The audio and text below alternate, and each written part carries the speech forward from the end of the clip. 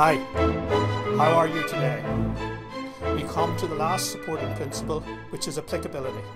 And applicability means that whatever we do in strategic planning, it ought to be able to be applied pretty quickly to a real firm to get real results by the people who work in the firm. Often, when I speak to managers for the first time about strategic planning, they have questions such as the following. What is it? How do you get started? What sort of shape should it be, and so on? The sort of questions that are on the screen.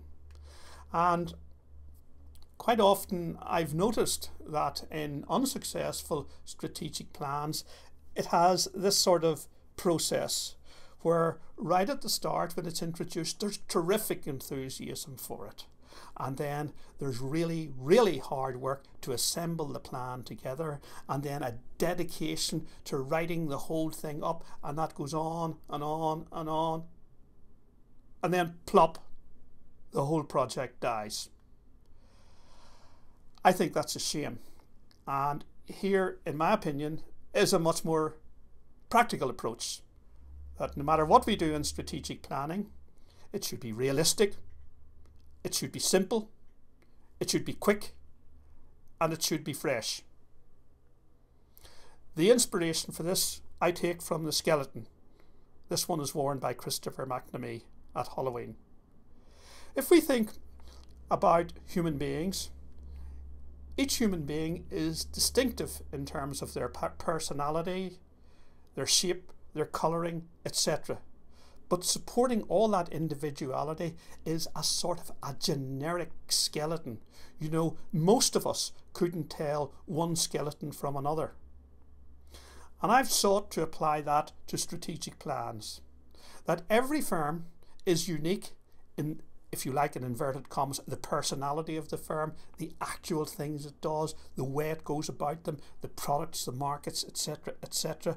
But underneath every firm, there is a sort of a skeleton structure, and this skeleton structure can be used to develop something called the skeleton strategic plan, which is generic and it can apply to every firm.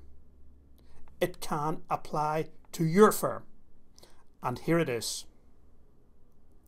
This is the key slide in this presentation. The skeleton strategic plan has 4 sections, A, B, C and D.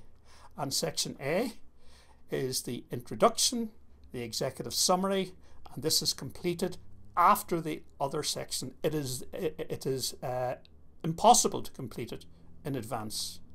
The main part of the strategic plan is the current and future strategic position. And here we have B1 to B7, starting with defining the business, the product market portfolio, the markets addressed, a competitive analysis, the quality of the leadership, the quality of the asset utilization, and then a 1-page summary using the skeleton and the key issues. Section C is about the future mission and goals and strategies, and section D is about the process of implementation and the projected future financial performance. Sections A, B, C and D.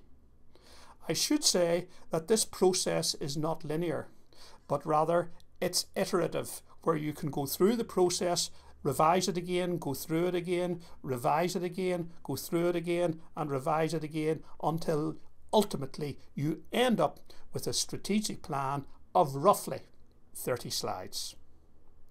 Any listener ought to be able to do this for their company if they've read the book.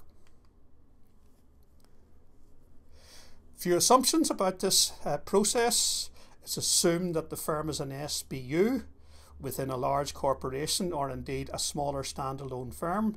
The people involved are the senior managers. The time horizon, a maximum of 3 years for the plan. The format of the strategic plan will be a slide presentation, and the time needed will be about 2 days by the full team, which will be about 12 people, and then about 3 days by a dedicated couple of people who work on the overall document. So let's go back to the frequently asked questions. What is a strategic plan? It is the strategic agenda of the firm for the next 2, 3, whatever years. How do you start? Assemble your team. What's the structure? Use the skeleton. What are the topics? Strategy compass. How long should it take? 2 days for the full team, then a few days for a smaller team. Who should be involved? A diverse team of key staff. Well, that brings us to the end, and as usual, it's time to acknowledge the credits, which as usual is almost exclusively Apple. And it just remains for me to thank you for listening to this podcast. I hope you enjoyed it, and I hope it stimulates you to listen to some more. Thank you and goodbye.